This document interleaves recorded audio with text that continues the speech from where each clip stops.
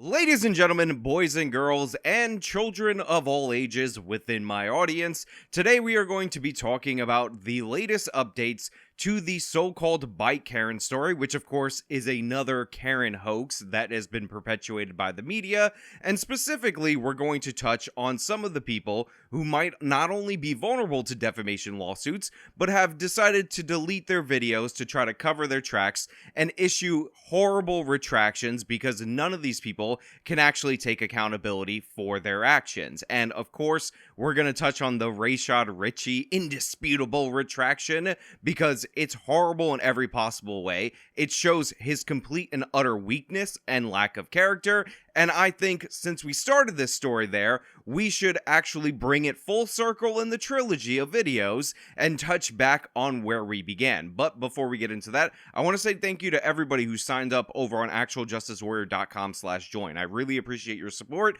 and you guys get early access to the secret video page, which gives you my videos before they're released out to the general population. Really appreciate it. You're stellar. Give me the money.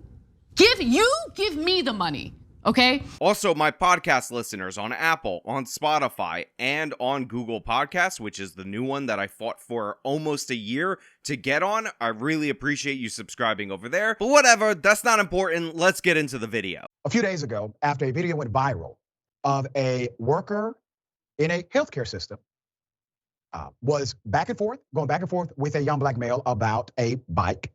We reported on it. There is an update. Now, I want to provide proper context to this update.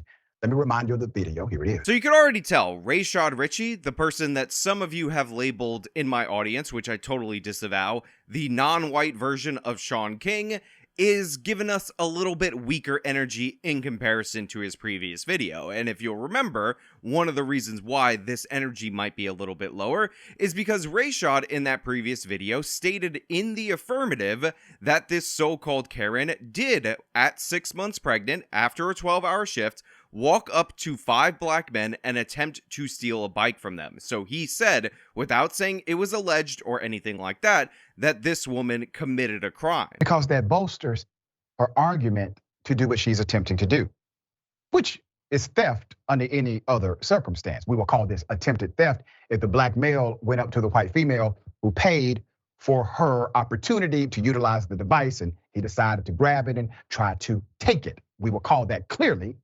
attempted theft.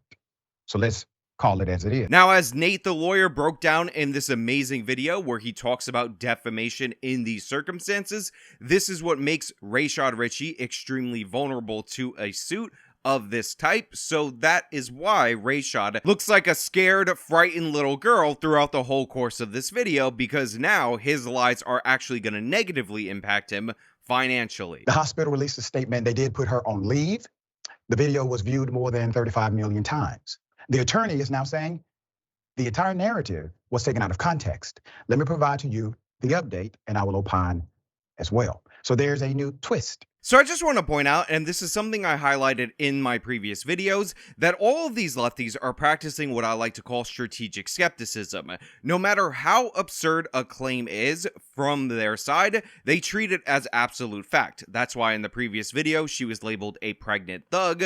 You had the mayor of Edinburgh, North Carolina, who's one of the worst mayors in this country, and we'll probably do a whole separate video based on him in the future, saying that she was not only guilty of the crime of trying to steal the bike from this person. By the way, Mayor of Edinburgh, definitely a good target for a defamation lawsuit, but he also said that she committed a crime of assaulting her own unborn baby by not trying to be robbed by these black dudes. So it was absolute insanity throughout that segment, yet without any facts or anything like that, they just assumed all their nonsense was definitely 100% true. I think these black young men, specifically the one whose credit card was used to pull this bike out of the system, was attacked by a pregnant thug. Let's just call it what it is. Had this been reversed, everybody would have been up in uproar about how these black men have no care for life or people's rights or people's property.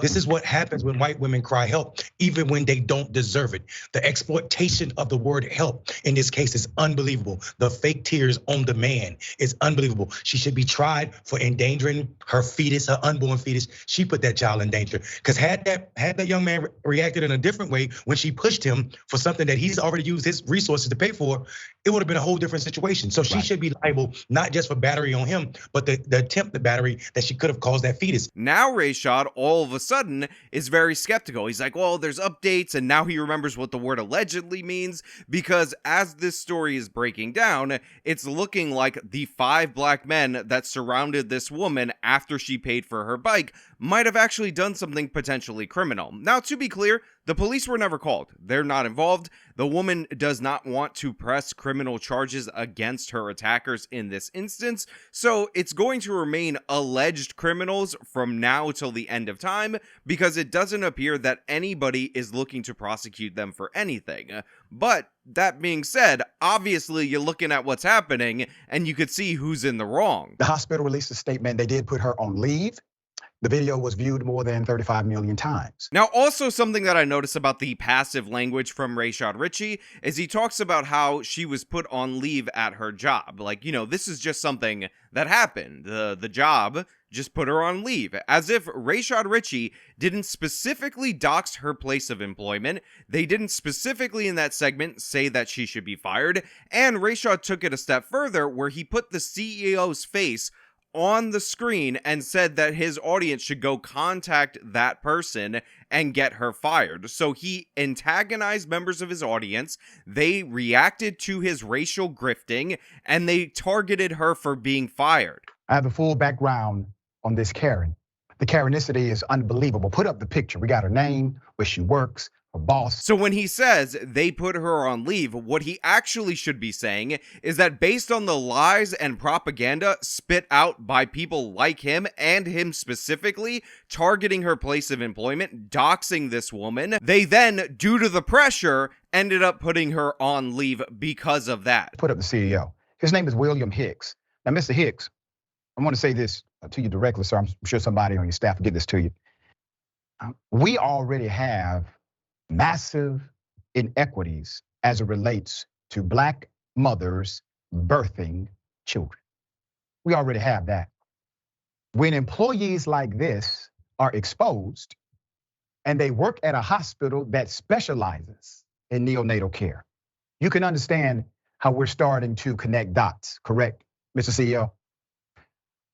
It's time to nip this in the bud, sir, and I recommend you do it quickly. I mean, Rashad essentially made the argument that not firing this woman was proof that they're racist against black pregnant women, because remember, she worked at the neonatal center, and thus they would likely kill those black pregnant women due to the fact that they're aligned with the non-existent racism that this woman didn't actually express, but he was imagining to be there. Should we say, in the viral city bike confrontation that saw a New York City healthcare worker get into a heated argument with a group of young black men. Her lawyer said she did, in fact, pay for the bike and has the receipts to prove it.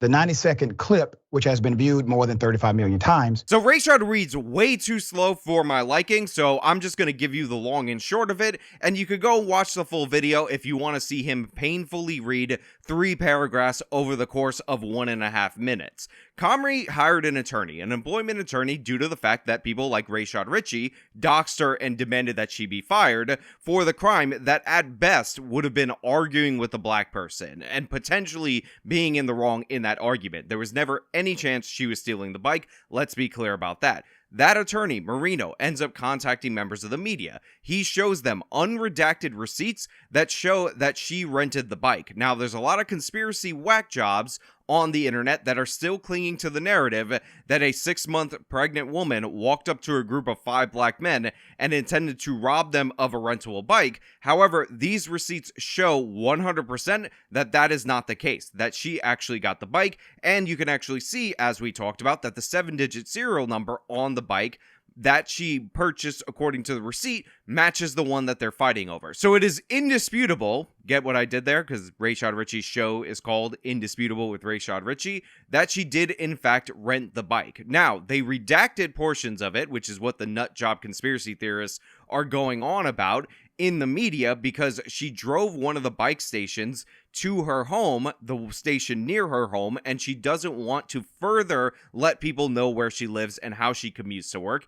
And they redacted a time because, again, she doesn't want people who are threatening and attacking her based on people like Rashad Richey sending them over to her to know the time that she gets off of work. But if you read the articles, NBC News, Business Insider, The New York Post have all seen the unredacted receipts. And again, the serial number and the date match is sufficient to prove her case. So let me contextualize this properly, okay? Naturally, we reported on our video as the facts were presented at that time. By the time we reported on this video, well, there was no actual statement yet from the other side. So I just want to point out really quickly that Rashad Richey right here is lying. He did not report based on the facts as they were presented at that time. He ran with a narrative that had a 0% chance of being true. Now, this is one of the most troubling things about this whole story, because this woman was 6 months pregnant. She just got off a 12-hour shift. She's wearing scrubs. She works at a neonatal center, so she literally works with pregnant women. And you could not have a person who obviously did not commit the crime that Rashad Richey claimed 100% that she did in the previous video, and yet her life was still ruined. And yet NBC News still went to her house and told her neighbors that she was an evil white racist, making her home unlivable. You could not have had an instance where this was less possible to be true, and yet it still cost this woman potentially her job and her livelihood. And but for the receipt, this woman would probably have nothing to cling on to. So there was no chance ever that she was going to go up to a group of 5 black men and rob them for an e-bike. It has never happened in the history of this country, never happened in the history of this world. This was worst case scenario. She was wrong about the bike that she chose, and they got into an argument. And an argument, even if it is with a white person arguing with a black person, is not worthy of national news. So when Rashad says he reported on the facts, again, he assumed made up nonsense that had a 0% chance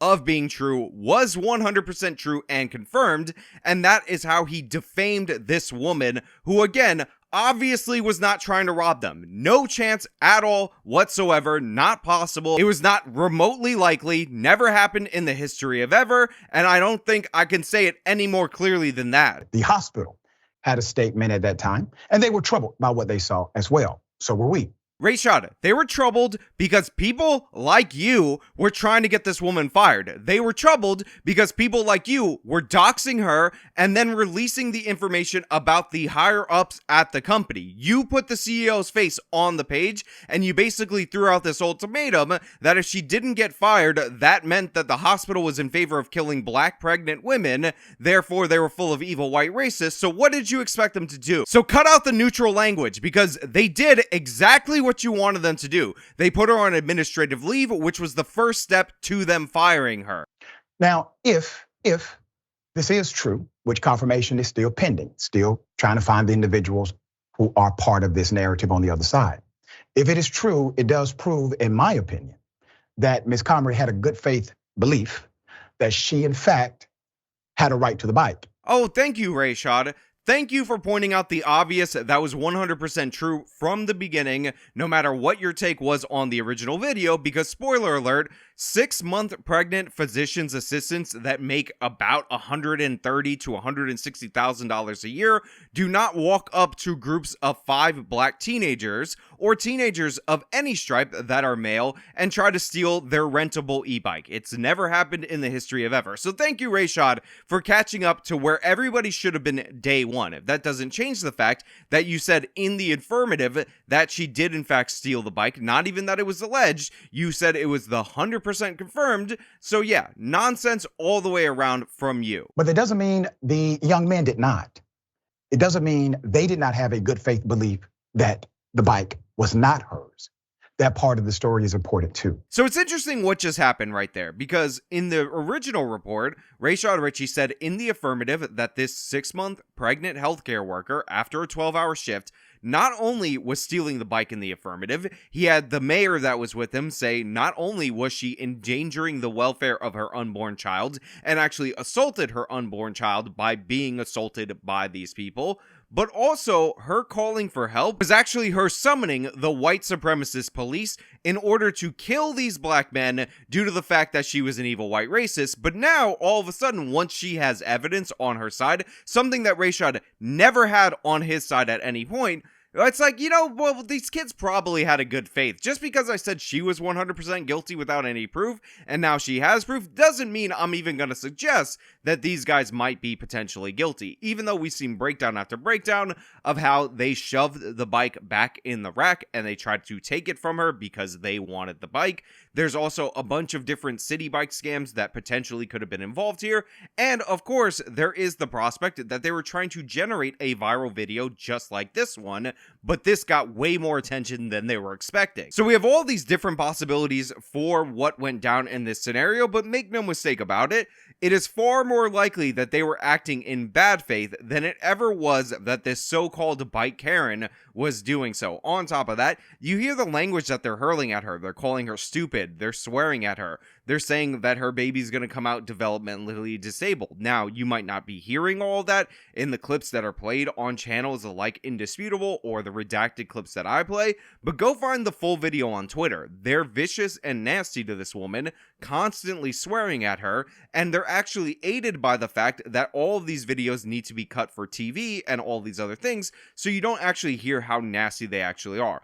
On top of that, I pointed this out previously, and I will point it out again. His hand is covering the QR code, so obviously he knew that she initially scanned it. Whether or not they re-racked it and he was able to scan it for himself is neither here nor there, but he's blocking her from trying to do it again, even though she initially had this bike. On top of that, I just want to point out that it was suggested by somebody that they re-rack the bike and turn it over to him. By the way, Rashad Richey called that guy an evil white racist. There's more. The white male who responded, I don't think he believes the woman is telling the truth. He doesn't care. He needs them. He wants them to reset so that Karen can get her way. Oh, it's a new day. For suggesting that they just reset it so it's not in any dispute on whether or not somebody's losing the account. And the reason he did that is because this guy refused to do so. He said he's not going to reset it, which is awfully suspicious. That's fine, you pulled it out. This is my bike, it's on my account. Yes, Please move. All right, so why don't we reset the bike? I'm not resetting the bike. It's his. Reset it, and then pull it out on your account. You are active.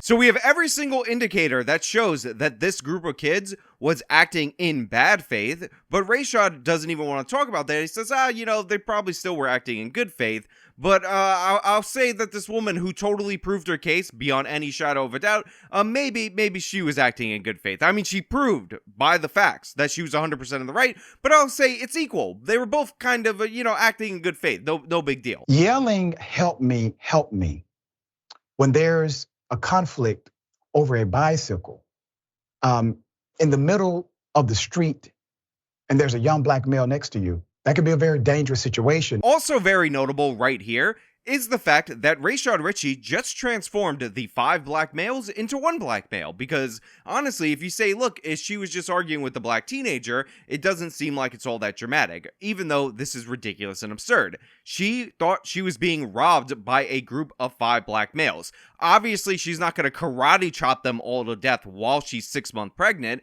in order to defend herself. What she has to do is call for help. This is what we would tell any woman to do in this scenario. But now Rashad's like, this could actually be a dangerous situation for a young black man, even though there is no instance ever of a white woman yelling for help when the situation was not justified, and white supremacist police parachuting from the sky to kill the innocent angel unarmed black men. So this situation has never happened. The danger that he speaks of is mythological in that it doesn't exist. It's like the boogeyman. So he's not making any sense. But again, he's still trying to assign blame to her. She rented the bike. these guys approached her. They're physically assaulting her, and he's like, you know, it's real dangerous for her to call for help when she's in danger, and there's a crowd of people that are attacking her and potentially trying to rob her. She should just take the robbery. She should just deserve the robbery. She's 6 months pregnant, 36 years old, off a 12-hour shift. You know what? Suck it up and obey your new overlords, which are the black teenagers that are trying to take an e-bike from you and filming you and swearing at you. Don't feel threatened at all. Don't do any threat assessment. That could be a very dangerous situation for something that's basically a civil dispute. Rashad, I don't know who told you that this was a civil dispute, but they're dead wrong. It is not a civil dispute at this point in time. Maybe you're going to be dealing with a civil dispute because you defamed this woman because you're a racist and you hate white people. But no, if you're trying to rob somebody, that is a criminal dispute. If you are assaulting somebody, that is a, again, potentially criminal dispute because no charges were pressed, but it's not a civil dispute. So while I will absolutely continue to update the story as the facts prevail, I will say there's a wisdom to being civil in all cases. There's a wisdom to being civil in all cases. Again, no criticism at all for the total lack of civility from the people who were swearing at her, calling her stupid, attacking her, grabbing the bike, physically trying to wrench it away from her, or any of those things. All the criticism is for her calling for help. She asked for help, and he's like, that's not very civil. What you should do is just, you know, be assaulted. And because I don't know if you know this, but those 5 black teenagers, when I need to make them victims, transform into one little baby, and you were just assaulting a baby. Basically, it was like your fetus size baby versus you. To those who have been, let's say, threatening to this young lady, I would never condone that under no circumstance. At all. Physical violence is not your answer. Let's be clear about this. Rashad Richey 100% undeniably definitely supported this. That's the reason why he ran to the airways with this narrative. That's the reason why he was so excited to be able to tell you that he had her full name. That's the reason why he was so excited to tell you where she worked, what her boss's name was, and all of that, because he wanted to inflict pain on this woman. That is 100% fact. You think he doesn't know that if he accuses a white woman of trying to murder black people in order to steal a bike from them, that people in his audience are going to get a little bit mad? You think that he doesn't know that if he asserts in the affirmative 100% things that are definitely not even possible, that there isn't some members of his audience that are going to go crazy and attack this woman? He 100% knew. He didn't care. The only reason he cares is because he stated that she committed actual crimes. There's a reason why actual people in the news media will say allegedly he didn't do that, and now he knows that that is a completely destroyed fact, so he is vulnerable to a defamation lawsuit. He didn't give a damn about this woman or her unborn child. He's still covering for the other guys. Nowhere in this video did he say, I'm sorry for getting this story wrong. He just said, oh, it's ambiguous, blah, blah, blah. It appears maybe she could be telling the truth, and okay, I guess I believe she has a good faith belief or whatever. But so do the kids, so do the babies, so do the fetus-sized children that she was about to kill by calling for help in this instance that we've never seen happen in the history of ever. To the young men who are involved in this now very national narrative, according to the last report, they cannot be identified. Naturally, we know somebody knows who they are, and they know who they are. If you feel as if it is necessary in order to place your side on the table, and you are authentic about your belief that this was your bike, speak up. So right there, the reason why Rashad is begging for these guys to come forward is because he needs this to be a contestable narrative in the public in order to avoid defamation. If these guys come out and say, no, she did steal from us, then they can actually run with the fact that Rashad wasn't out of bounds, because right now it appears he stated a fact of criminality about a private citizen in public that is easily disprovable, and that's why he's vulnerable to a defamation lawsuit. Again, check out Nate the Lawyer's video where he covers this and breaks this down. You know, this is a story that's near and dear to me as a native New Yorker.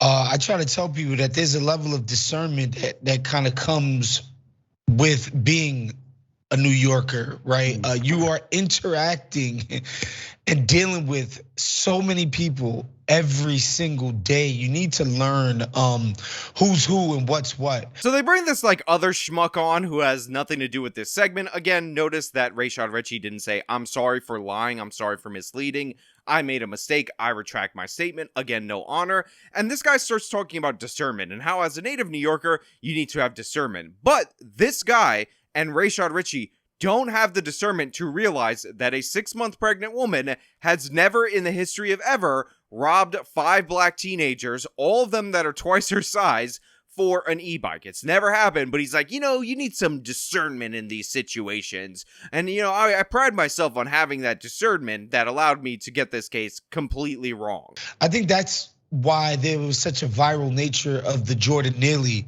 situation on the train, where that young man was killed for basically no reason. Yeah, the word basically right there, doing a lot of heavy lifting, because he was not killed for no reason. He was threatening people on the train. This is another race hoax. Also very interesting. The reason why I got the attention is because people literally cropped out the black and Hispanic person that were helping restrain Neely, thus making it a black-white issue. So you pivot to another race hoax because you can't do a segment about how you lied about a white person without lying about another white person.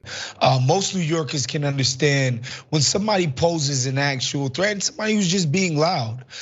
This lady, being in the middle of the street, a crowded street, and saying, oh my God, help me. Nobody's falling for that. You know what I mean? For the most part, nobody's falling for that. Yeah, that's right. In their so-called retraction, in their so-called apology for lying about this woman, accusing her of criminality, it closes with this absolute dunce talking about discernment, talking about how as a New Yorker, you need to have levels of discernment, saying, oh, nobody's falling for that. That woman's still a liar. Let's make it clear. We're never gonna stop lying about white people, even if it's a pregnant white woman that we're accusing of robbing 5 black teenagers of a rentable bike, even if she has receipts to prove that she was 100% in the right. We're gonna say, oh, we're not buying that. She's still a liar. She's still an evil white racist. She's still disgusting. Don't ever call for help. Just let yourself be attacked. So I'm glad everybody was able to get out of this unscathed, because yes, there is a certain level of, this could escalate quite quickly.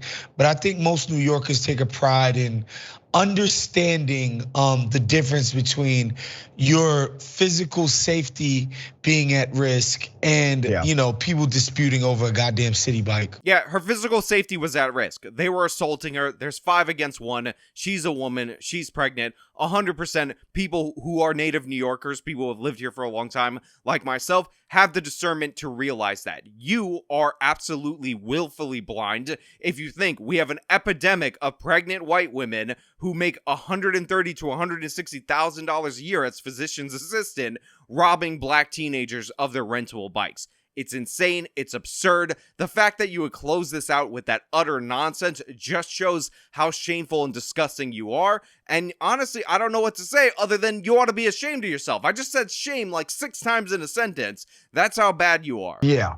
I mean, if I was walking by, my first inclination would have been, is she getting robbed? What's going on, right? That would have been my first thought. Like, what's happening over here? So what's amazing about that last statement is Rashad said the first logical thing humanly possible, which is when you hear a woman calling for help surrounded by 5 teenage males, you likely would think that she was being robbed, especially with her hands all over the bike. Now, he completely disagreed and basically crapped on what this other guy said, because he was like, oh, we would have the discernment to know that that's not danger, proving the point that you can, even if you're as big a failure as Rashad Richey, always be the tallest midget in a certain scenario if you just bring on somebody who's a little bit dumber than you. So this guy laughs at that, not realizing that Rashad said, yeah, it looks like a robbery. He let the cat out of the bag right there, that it looks like she was being robbed, which is how it always looked from the jump. And finally, he admits it at the end of the video. Now look, I still hope they get sued. Rashad Richey doxed this woman. He sent an angry mob after this woman. That video got 400,000 views plus before it was taken down. And he has not issued a proper apology. He should be deposed. I would love to watch the footage of him being deposed. I want to see them get the whole Fox News treatment where I see all the text messages and all that, because you know there's going to be infinitely more racist crap in their messages than anything from any Fox News host. But again, those are just my thoughts. I want to know your thoughts. Let me know them down in the comments below. If you like the video, show them by leaving a like, subscribe for more content, follow me on all my social medias, support me via the support links in the description of this video. This has been me talking about Rashad Richey's horrible retraction. Till next time.